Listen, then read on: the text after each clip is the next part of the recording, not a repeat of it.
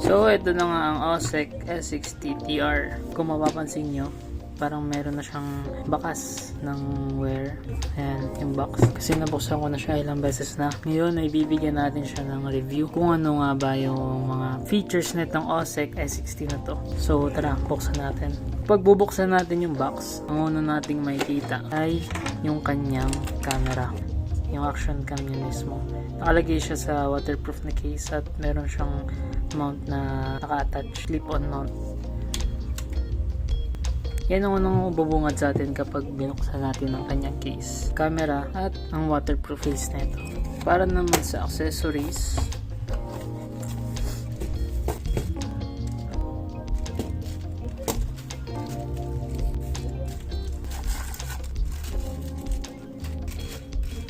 at hindi natin makakalimutan ang kanyang manual.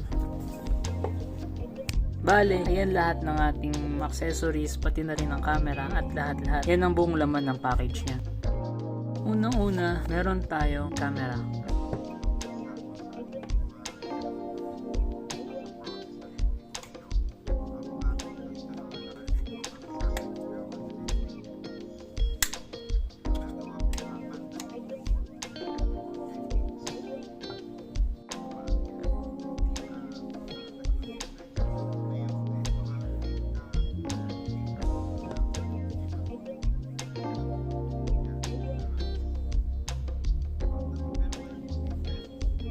Pagdating naman sa pagbi-video, ang ginagamit kong resolution ay 1080p 60fps. Kasi mga higher options dyan, mahirap nang i-edit at mas malaki sa space. So itong 1080 na 60fps, saktong-sakto na siya, mas smooth na. At itong kanyang mga comparison sa iba't ibang resolution.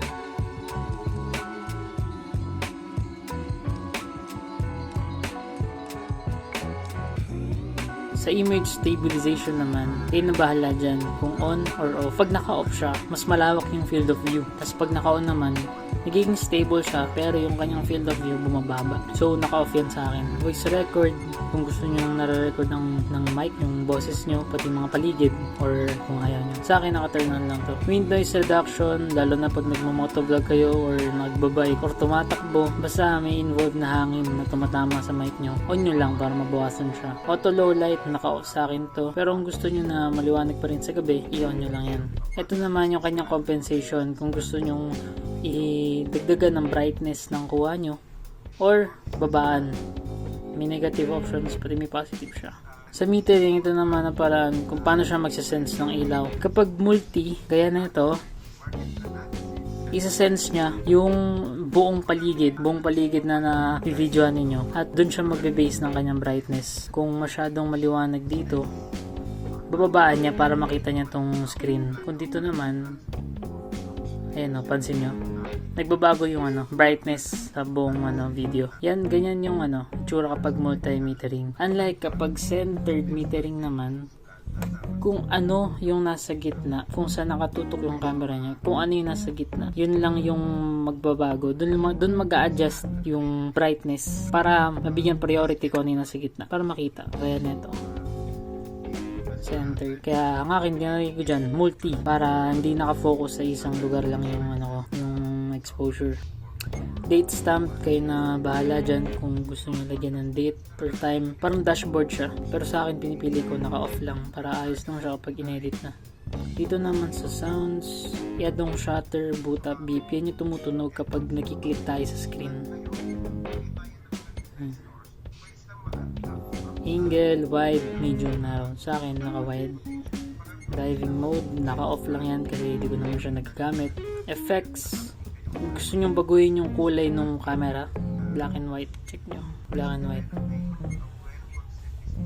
Negative, iba yung kulay, diba? Normal lang yan. Distortion calibration, ito yung kumukontra dun sa, since naka wide angle yung camera natin, yung mga gilid niya nagko-curve, gumaganon. Dito sa distortion calibration, pinipigilan niya yan, like pinapantay niya. Kaya nito, ayan. Pero opinion nyo pa rin yan, nasa sa inyo pa rin kung i-on nyo or hindi. Bale, yung nagustuhan ko dito sa camera na to ay yung kanyang design. Ayan o, meron siyang pagka matte black, hindi siya makintab. Ayan.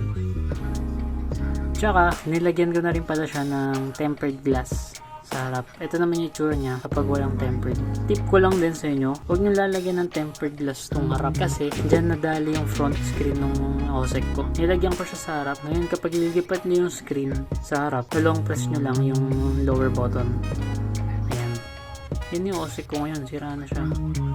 Kaya siya nagkaganyan kasi nilagyan ko ng tempered glass to. At habang nandito siya sa waterproof case, kung titignan nyo, pantay na pantay lang yung kanto nito. So, kapag nilagyan ko siya ng tempered glass, nagkakaroon siya ng umbok. Tingnan nyo.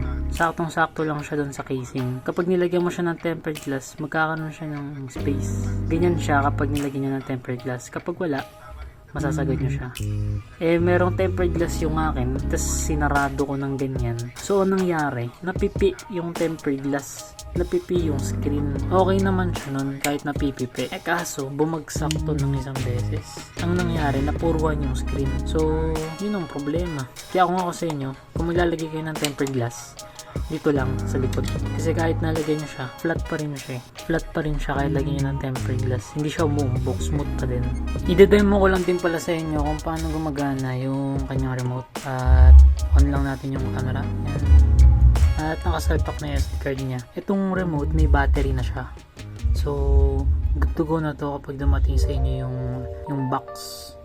Yung red button for picture. Ayun na. Kusa siyang nagkuha ng picture. Diba? Yung hindi ko hawakan yung camera. Yung capture button niya. Pinutin naman natin yung gray button, which is yung niya. Record. Yan. Diba? Para na malayo yung camera, pipindot lang natin ito, mare-record na. Yan. Itong red button. Capture din ng picture. Diba?